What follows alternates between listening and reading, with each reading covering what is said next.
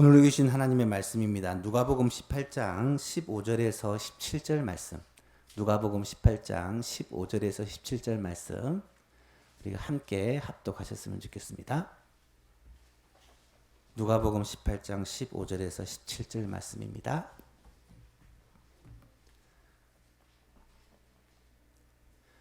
찾으셨으면 우리 한 목소리로 읽겠습니다. 시작. 사람들이 예수께서 만져주심을 바라고 자기 어린 아기를 데리고 오매 제자들이 보고 꾸짖거늘 예수께서 그 어린 아이들을 불러 가까이 하시고 이르시되 어린 아이들이 내게 오는 것을 용납하고 금하지 말라. 하나님의 나라가 이런 자의 것이니라. 내가 진실로 너희에게 이르노니 누구든지 하나님의 나라를 어린아이와 같이 받아들이지 않는 자는 결단코 거기 들어가지 못하리라 하시니라. 아멘. 5월은 가정의 달이죠. 첫째 주가 어린이 주일이고 둘째 주가 어버이 주일, 셋째 주가 교사 주일, 마지막 주일이 또 성령 강림 주일입니다.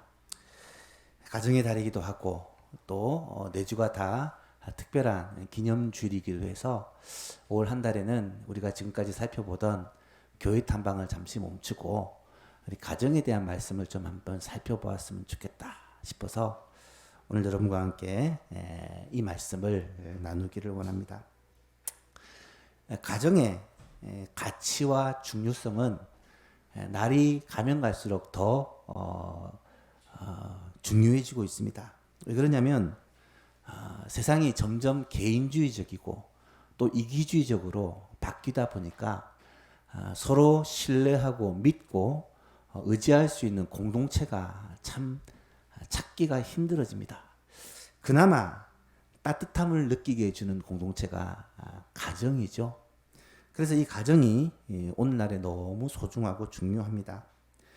성경적으로 본다면 이 가정의 중요성 중에 가장 핵심적인 이유는 바로 하나님이 만드신 공동체이기 때문입니다. 하나님이 친히 만드신 공동체는 두 가지밖에 없다고 말씀을 드렸는데요. 가정과 교회입니다. 하나님은 이 두 제도를 만드시면서 이 공동체를 통해서 사람들이 행복을 누리며 살게 하기 위해 이 제도를 만드신 것입니다. 특별히 가정은 하나님께서 교회보다 더 먼저 만드셔서 우리 인간들에게 선물로 허락해 주셨다라고 말할 수가 있습니다. 그래서 가정은 어느 것보다 소중한 것이고 우리가 이 가정을 소중하게 여겨야 된다는 것을 알 수 있죠. 하나님께서 왜 가정 제도를 만드셨을까?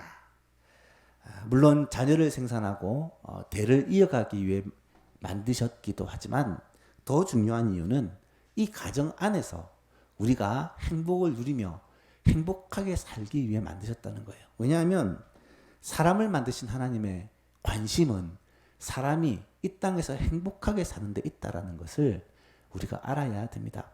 하나님이 사람을 만드셨을 때 사람을 하나님과 사귀며 살도록 이 땅 가운데 행복을 누리며 살도록 하나님이 만드신 모든 만물과 자연을 다스리며 살도록 그렇게 만물의 주관자로 세워주셨거든요. 이것을 성경은 하나님의 형상을 따라 지음받았다라고 설명을 합니다. 하나님의 형상을 따라 지음받은 인간이 이 세상에서 살면서 불행하게 고통하며 그렇게 살면 안 되잖아요. 하나님의 형상을 닮은 사람이 행복을 누리며 살게 하기 위해 하나님은 이 가정이라는 공동체를 먼저 주셨다라는 것입니다. 그래서 우리는 가정에서 행복을 누려야 되고 가정에서 위로를 받아야 되고 가정에서 용기를 얻어야 합니다. 그러기 위해서는 어떻게 돼야 되느냐? 가정은 사랑이 넘치는 그런 곳이 되어야 되고 용서가 있는 곳이 되어야 되고 서로 간에 신뢰가 있는 곳이 되어야 합니다.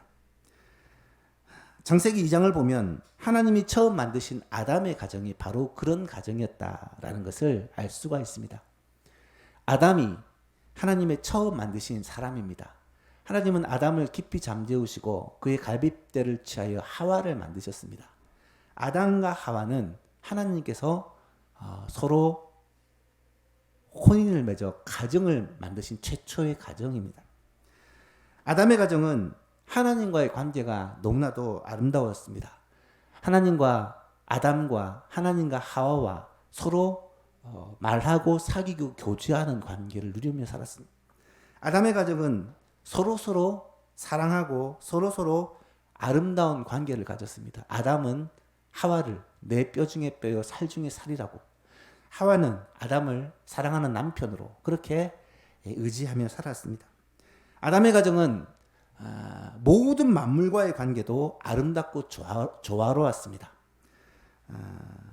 아담이 하나님의 명을 받들어 에덴 동산에 있는 모든 만물들을 다스립니다. 또 그 만물들은 아담과 하와의 말에 순종하였습니다.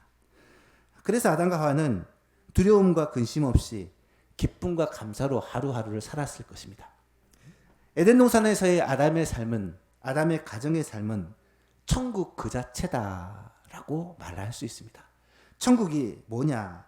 하나님의 나라가 뭐냐? 하나님께서 최초로 만든 가정, 이 아담과 하와가 누리는 삶이었다라는 말입니다. 그런데 여러분, 오늘날 우리 가정에서 누리는 삶은 어떻습니까?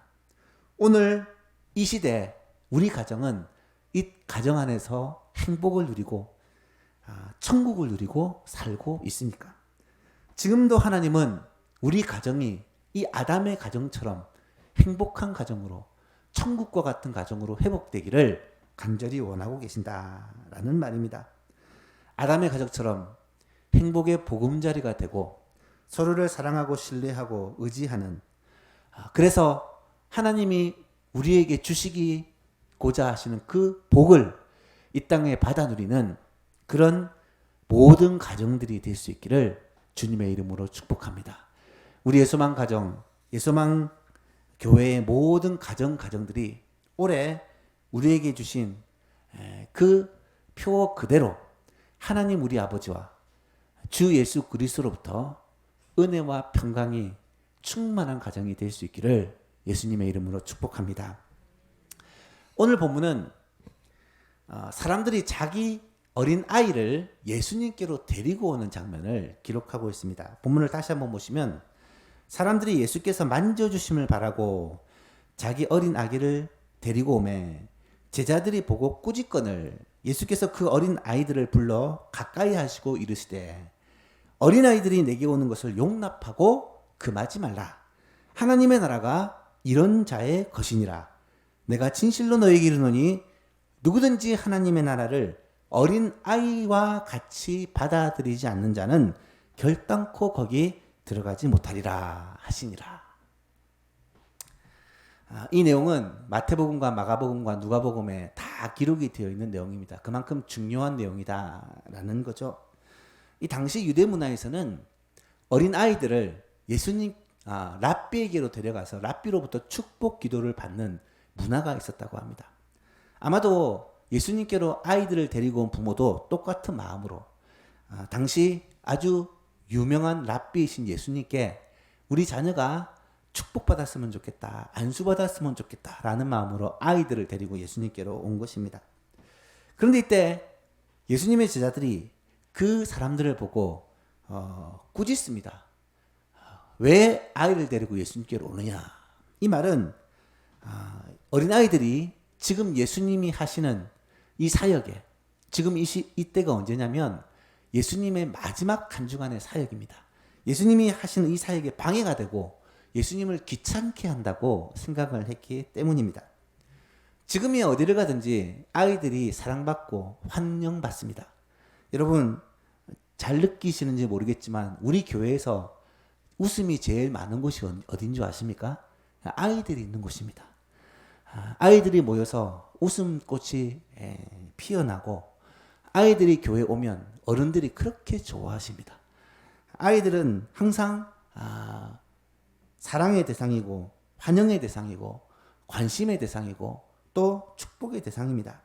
하지만 예수님 당시에는 그렇지 않았습니다. 예수님 당시에는 여자와 어린 아이들은 무시하는, 대우를 받지 못하는 세상이었습니다. 그래서 사람을 셀 때도 여자와 어린 아이는 이 셈에 속하지 못했다라는 것을 알 수 있습니다. 특별히 아이들은 대우를 받지 못했을 뿐만 아니라 귀찮은 존재로 여겨졌습니다. 그런데 예수님은 달랐다는 것입니다. 예수님은 제자들이 아이들을 예수님께로 오는 것을 막는 모습을 보시고 오히려 분하게 여기시고 뭐라고 말씀하시느냐.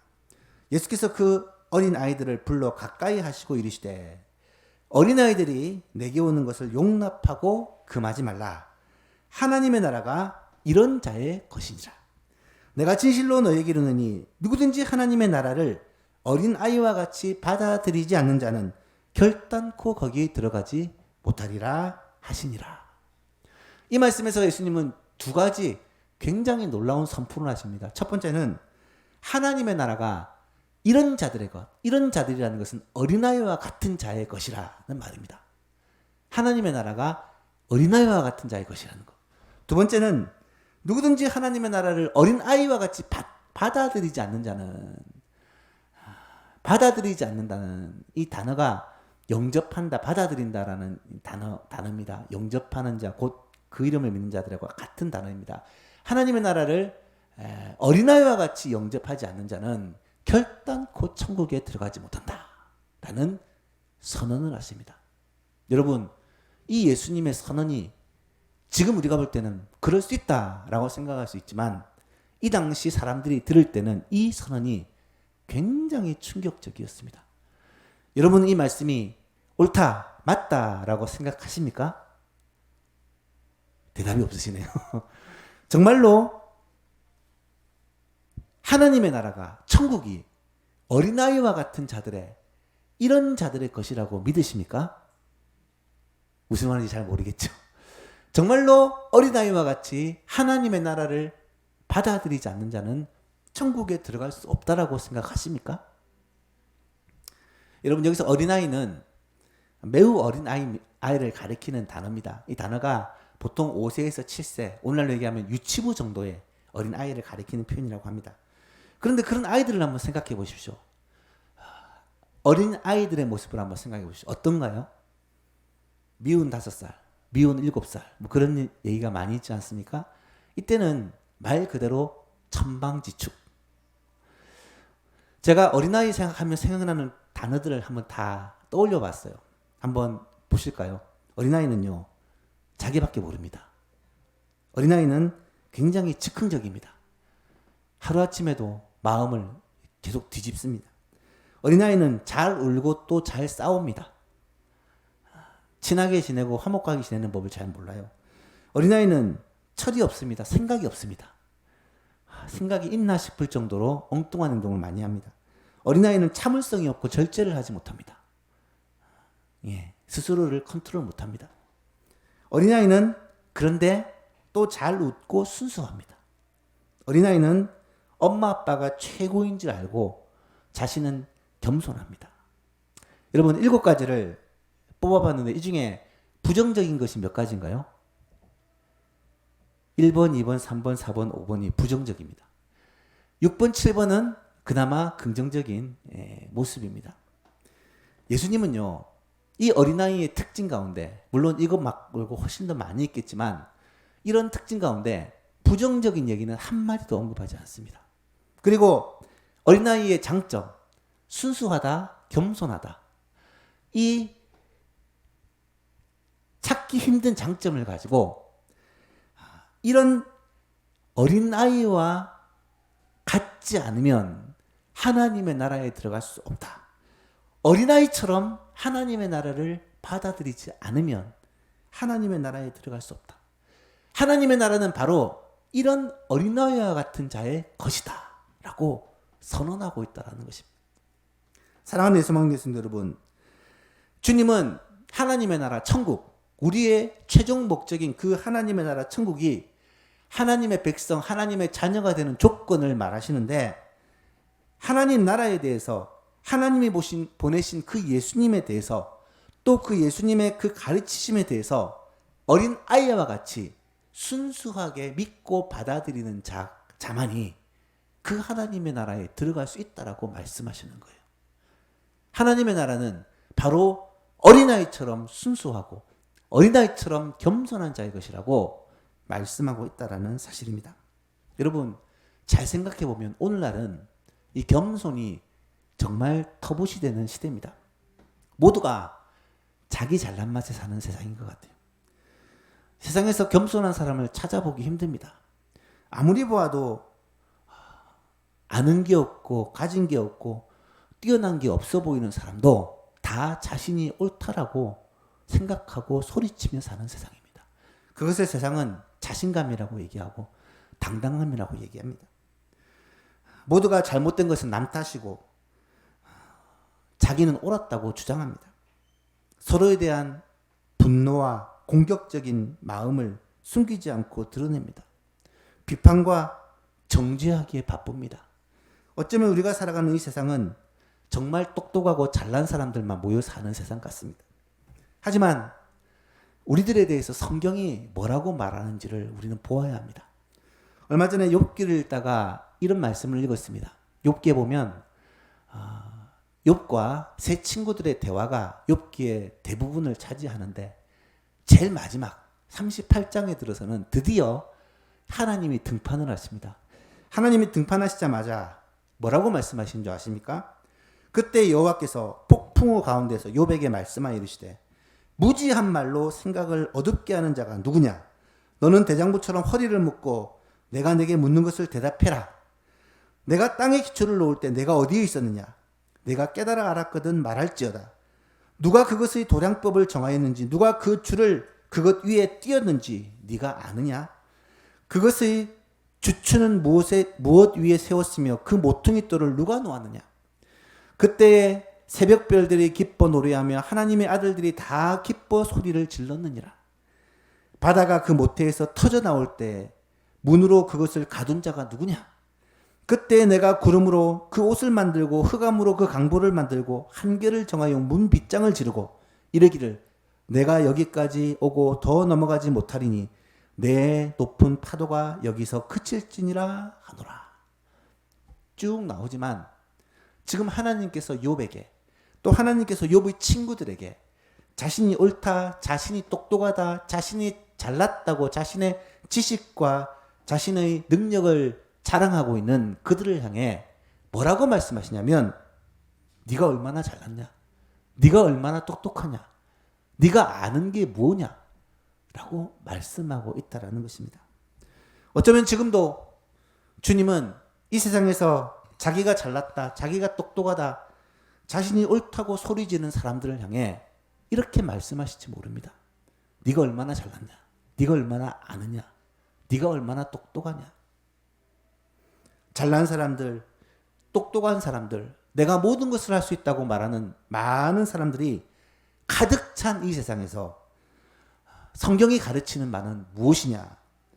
오히려 세상의 모든 가치관과 생각을 다 뒤집는 오늘 이 말씀은 우리에게 굉장히 놀라운 도전을 주는 말씀이라는 거예요.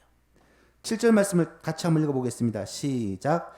내가 진실로 너희에게 이르노니 누구든지 하나님의 나라를 어린 아이와 같이 받아들이지 않는 자는 결단코 거기 들어가지 못하리라 하시니라. 우리 생각에는 하나님의 나라에 들어갈 충분한 자격이 되려면 성숙하고 성숙해야 된다. 똑똑하고 잘 살고 탁월해야 된다 생각하기 쉽지만 예수님은 정반대로 하나님의 나라를 어린 아이와 같이 받아들이지 않는 자는 결단코 그 나라에 들어갈 수 없다라고 말씀하고 있다는 거예요. 예수님은 하나님의 나라에 들어가려면 어떻게 해야 된다고 말씀하십니까? 오히려 어린아이처럼 순수하고 어린아이처럼 겸손한 자만이 하나님의 나라에 들어갈 수 있다고 말씀하십니다. 어린아이처럼 순수하게 하나님의 나라를 믿어야 돼요. 하나님의 나라가 있다는 것, 하나님의 통치와 다스림이 있다는 것, 하나님이 지금도 살아계시고 역사하신다는 것을 어린아이가 마치 만화를 믿듯이 동화를 믿듯이 그대로 순수하게 믿는 자가 그 하나님의 나라에 들어갈 수 있다는 것입니다. 어린아이는 엄마 아빠가 세상에서 제일 똑똑한 줄 압니다. 엄마 아빠가 그에게 있어서는 최고의 존재입니다. 마치 어린아이처럼 하나님의 나라, 하나님의 말씀, 예수님의 그 가르침을 절대적으로 믿고 신뢰하는 자, 겸손한 자만이 하나님의 나라에 들어갈 수 있다라는 말씀이에요. 예수님이 말씀하시는 이 말씀은 너무 많지만 그 중에 천국과 관련된 중요한 말씀을 예수님은 하고 계십니다. 요한복음 14장 6절에 보니까 예수께서 이르시되 내가 곧 길이요 내가 곧 진리요 내가 곧 생명이니 나로 말미암지 않고는 하나님께로 아버지께로 갈 자가 없느니라. 예수님이 천국에 하나님의 나라에 들어가는 길이고 하나님의 나라에 들어가는 진리고 하나님의 나라에 들어가는 생명인데 예수님으로 말미암지 않고는 하나님의 나라에 천국에 들어갈 자가 아무도 없다라고 말씀해 주신 것입니다. 그렇습니다. 천국에 들어가는 길은 예수님뿐입니다. 예수님을 믿어야지만, 예수님을 영접해야지만 하나님의 나라에 들어갈 수 있습니다. 예수님의 이 말씀을 그대로 받아들이고 예수님을 우리의 마음에 영접해야지만 예수님이 준비하신 하나님의 나라, 예수님이 우리를 위하여 예배하고 계시는 그 천국에 들어갈 수가 있다라는 거예요. 어릴 때 우리가 많이 불렀던 복음송이 있습니다. 여러분 혹시 기억이 나십니까? 한번 띄워주시겠어요? 우리 반주 한번 해주실래요? 이 찬양을 강도사님도 모르더라고요. 저는 어릴 때 진짜 많이 불렀었는데 강도사님도 모르는, 혹시 여러분 아시죠? 예, 역시 비슷한 세대는 다 아시는 것 같아요. 한번 이 찬양 한번 불러볼까요?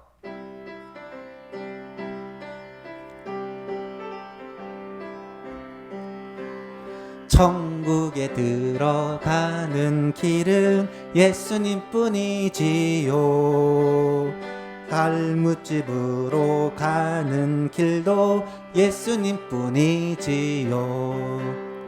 다른 길은 없어요. 아멘. 천국에 들어가는 길은 예수님뿐이지요. 아멘. 이 찬송 안에 복음의 핵심이 다 들어있어요. 다시 한번 불러볼까요? 우리 반주선님 죄송합니다. 다시 한번 이 찬양 불러볼게요. 반주 주세요.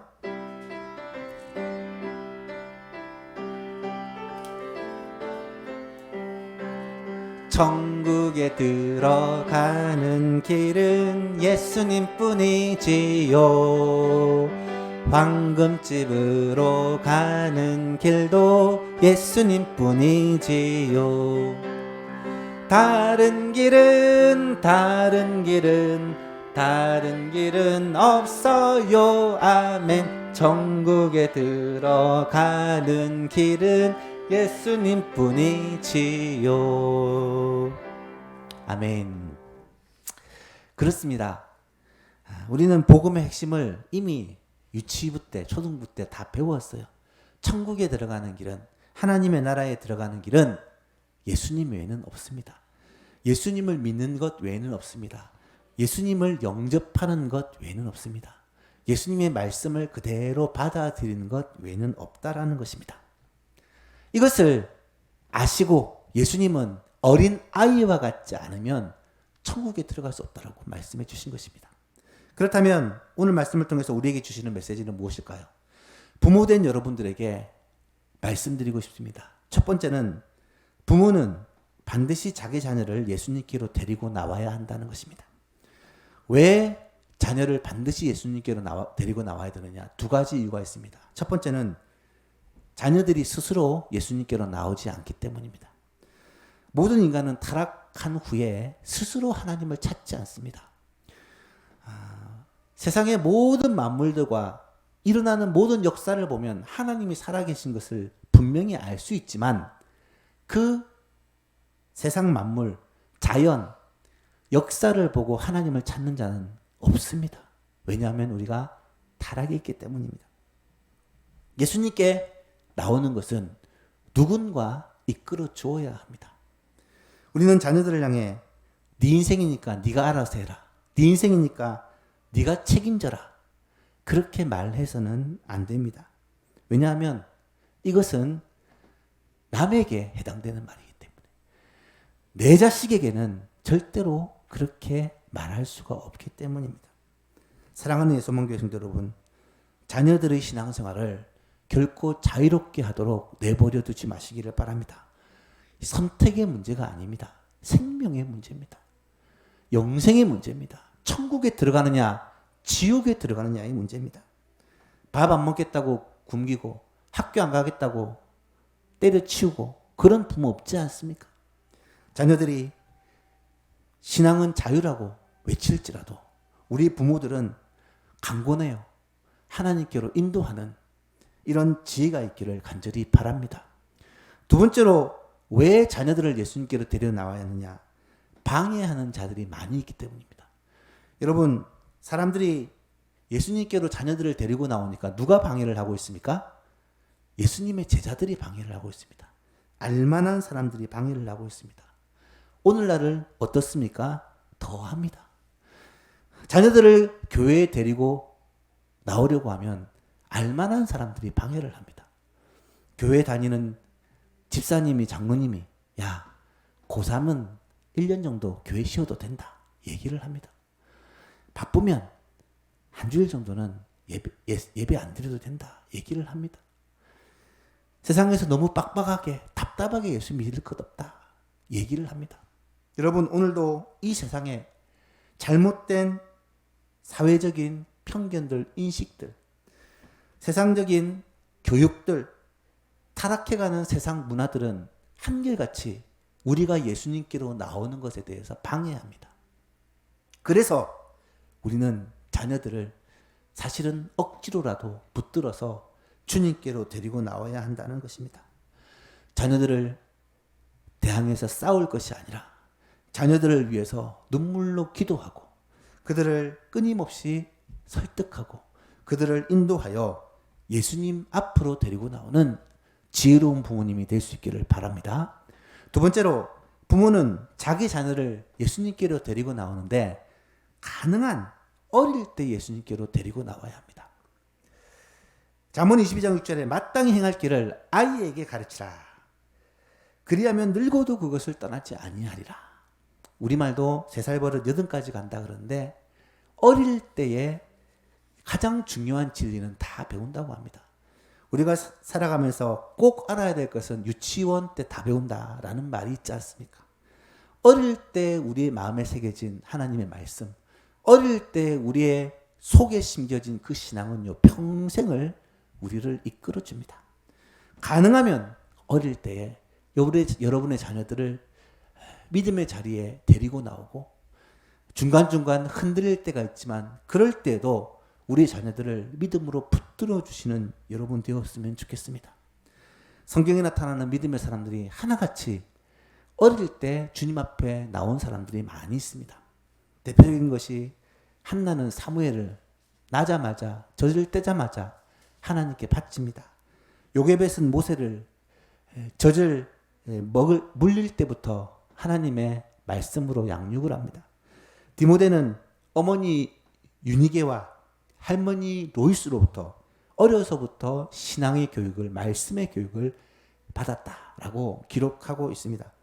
교회사에서도 보면 어릴 때 하나님 앞에 나오고 어릴 때 주님을 만난 사람들이 굉장히 많습니다. 수잔나는 웨슬리 형제, 요한 웨슬리, 찰스 웨슬리를 어릴 때부터 말씀으로 키웠다고 합니다. 모니카는 어거스틴을 어릴 때 말씀으로 양육했기 때문에 그가 청소년 때 그렇게 방황하고 빗나가도 결국은 돌아왔다라는 것을 알 수 있습니다. 순교자 폴리갑은 9살 때 회심했다고 전해지고 조나단 에드워즈는 7살 때, 리차드 백스트는 무려 6살 때 주님을 만나고 회심했다고 합니다. 우리 아이들, 유치부, 초등부 아이들 결코 어리지 않습니다. 천국에 들어가는 길은 예수님뿐이지요. 이 복음이 우리 아이들의 마음에 새겨지면 이 새겨진 말씀이 80까지 죽을 때까지 간다는 것을 꼭 기억할 수 있기를 바랍니다. 어쩌면 우리 예수망에 자라는 아이들은 복받은 자들입니다. 유치부 때, 초등부 때, 심지어 돌만 되면 유치부에 참석하고 아직 돌도 되지 않는 우리 서로는 벌써 유튜브에 참석하고 있습니다. 어릴 때부터 심겨진 그 말씀, 어릴 때부터 우리 안에 계신 예수님은 우리의 평생을 인도하고 다스리실 것입니다. 아마도 성경에 나오는 위대한 사람들, 교회사에 나타나는 그런 위대한 사람들처럼 우리의 소망에서 자라는 아이들도 정말 어릴 때부터 예수님 안에서 자라, 믿음 안에서 자라, 하나님께 귀하게 쓰임받는 위대한 믿음의 사람이 되리라고 확신합니다. 세 번째로, 자녀를 예수님께 데리고 나오는 목적은 바로 그들로 복을 받게 하기 위함이라는 것입니다. 여러분, 하나님은 복의 근원입니다. 오직 주님만이 우리에게 복을 주십니다. 내가 산을 향하여 눈을 들이라. 나의 도움이 어디서 올까? 나의 도움은 천지를 지으신, 모든 만물을 다스리시는, 지금도 역사하시는 하나님 여호와 하나님에게로서로다. 그러므로 우리는 우리 자녀들이 하나님께 복을 받도록 그렇게 양육해야 합니다. 여러분이 자녀에게 무엇을 주실 수 있겠습니까? 좋은 유전자를 주시겠습니까? 공부를 많이 시켜주시겠습니까? 많은 유산을 남겨주시겠습니까? 여러분이 어떻게 자녀들에게 최고의 것을 주실 수가 있겠습니까? 물론 이런 것들이 조금의 유익은 될지 모르겠지만 이 아이의 인생을 결코 책임지는 절대적인 복이 될 수 없습니다. 우리의 자녀의 인생은 하나님이 복 주셔야만, 하나님께서 잘 되게 해 주셔야 되지만 잘 될 수 있다는 사실입니다. 여러분, 복 중에서 최고의 복이 무엇이겠습니까? 복 중에서 최고의 복은 말할 것도 없이 하나님 나라에 들어가는 복입니다. 천국을 소유하는 복입니다. 천국을 소유하는 것, 이 복보다 더 큰 복이 있을 수 없습니다. 오늘 말씀은 어린아이와 같이 하나님의 나라를 받아들이지 않는 자는 결단코 천국에 들어갈 수가 없다고 했는데, 여러분이 먼저 이 영생의 복, 이 구원의 복, 천국의 복을 받아 누리시고 여러분의 자녀들에게 다른 것은 몰라도 이 복을 전해줄 수 있는 좋은 부모가 될 수 있기를 축복합니다. 마지막으로, 그러기 위해서는 부모가 뭘 해야 되느냐? 부모가 먼저 신앙의 본을 보여주어야 한다 라는 것입니다. 부모는 자녀에게 신앙의 본을 보여주되 삶을 통해서 보여주셔야 합니다. 예배를 소중히 여기는 모습을 통해 자녀들에게 예배의 본을 보여주셔야 합니다. 말씀을 읽고 기도하는 모습을 통해 말씀과 기도의 중요성을 가르쳐 주셔야 합니다.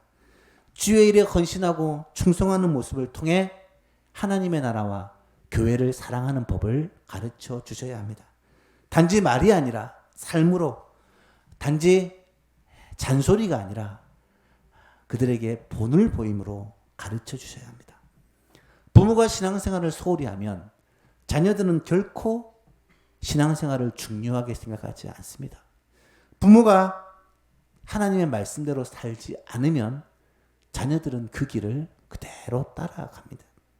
서양 속담에 이런 말이 있댔죠. 자식들은 부모를 앞에서 배우지 않고 뒤에서 배운다. 무슨 말이겠습니까? 자녀를 마주보고 아무리 많은 말을 하고 잔소리를 해도 자녀가 그 말을 듣지 않습니다. 부모가 뭘 하는지 뒤에서 바라보고 그대로 따라갈 뿐입니다. 어쩌면 우리 자녀가 살아가는 이 모습은 부모가 지금까지 살아왔던 삶의 결과요 축소판일지 모릅니다. 사랑하는 예수만 교신도 여러분, 혹시 여러분의 자녀가 지금 참 안타까운, 여러분의 마음에 차지 않는 상황이 있습니까? 지금이라도 늦지 않았습니다. 지금부터라도 우리의 자녀들 앞에 믿음의 본을 보이는 여러분 되었으면 좋겠습니다. 모든 삶에서 자녀들에게 본이 되는 삶, 하나님 앞에서 코람데오의 삶을 살아야겠지만 동시에 자녀들 앞에서 늘 살아가는 예소망의 가족들이 다 될 수 있기를 바랍니다. 그래서 이 자리에 함께 하신 모든 예소망교회, 모든 예소망교회 가정들이 여러분이 먼저 하나님의 복, 하늘의 복, 신령한 복, 구원의 복, 영생의 복, 하나님 나라에 들어가는, 넉넉히 들어가는 이 놀라운 복을 받아 누리시고 여러분을 따라 여러분의 자녀들도 동일한 복을 받아 누리게 되는 진짜 좋은 부모, 진짜 행복한 가정이 될 수 있기를 우리 주 예수 그리스도의 이름으로 축복합니다.